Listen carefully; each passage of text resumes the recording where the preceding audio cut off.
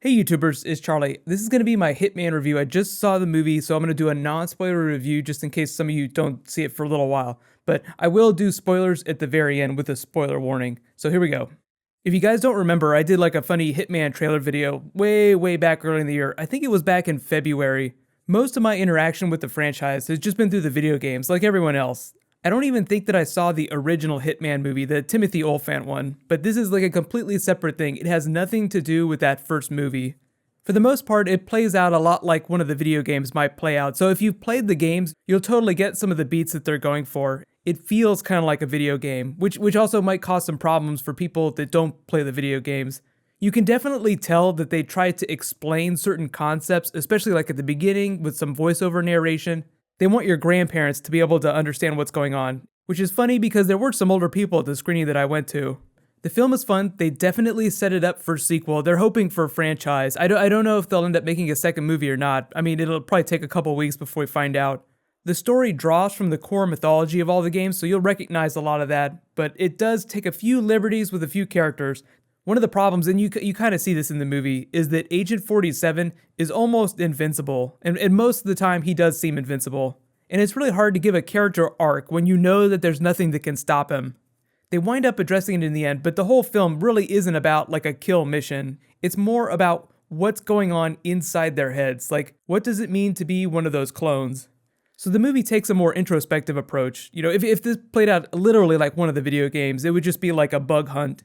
It would be like the first 20 minutes from Aliens, from the James Cameron Aliens. It'd just be you mowing people down with a bunch of different weapons. Speaking of which, they definitely included some of like the signature video game kill moments. Anytime I go see a movie based on a video game, especially an action game, I try to see if they incorporate the mechanics from the game into the movie. Usually it's just the characters and the basic storylines that they do. But like the garroted wire kill, usually those happen in the game in very specific ways. Especially in the classic game, there's only a couple different ways you can kill people with that wire, and they did them all in the movie. That's just a small part of it. Rupert Friend, if you don't recognize the actor that's playing Agent 47, he was part of Homeland, which is obviously a great show, but he is a relatively new addition to that, so you may not have seen him before. He did a pretty good job. He totally nailed the choreography. I felt like some of his dialogue sounded a bit strange without an accent. Now, Agent 47 himself doesn't have a super thick accent, but you can feel him trying to muscle some of his lines through his teeth. Some of the dialogue is hilariously bad, but not Fantastic Four bad. Sylar, just because a lot of people have been talking about Heroes recently, he does a pretty good job. I won't talk about his character too much because there is a bit of a twist with him. He's a version of the video game character that you probably recognize right away. Whenever you guys go see it though, definitely try and spot all the different Audis in each shot. I feel like they sponsored part of the movie. Car companies do that a lot. Like they'll give a movie a bunch of money if they'll use their cars in the movie. It's just a type of ad integration. They do it on TV all the time too. But you can definitely tell that Audi was one of the sponsors of this movie. Even if you only think the film's okay, you will definitely want to buy an RS7 after the movie's over. So mission accomplished there. They did have some pretty cool stunts with some of the Audis. You guys can let me know, like even if you haven't seen the movie, how do you feel about the video game series? You know, thumbs up, thumbs down. Some of the installments haven't been so great. Most of my experience with it is with the earlier games. I haven't played some of the more recent ones. They did just announce a new installment is going to be released this December, so you'll be able to play a brand new Hitman game this Christmas.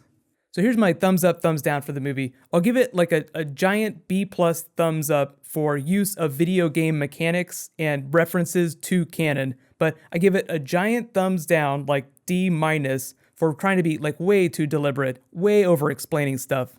One clear sign that they're worried that audiences won't understand the story is a long voiceover monologue with a character explaining concepts.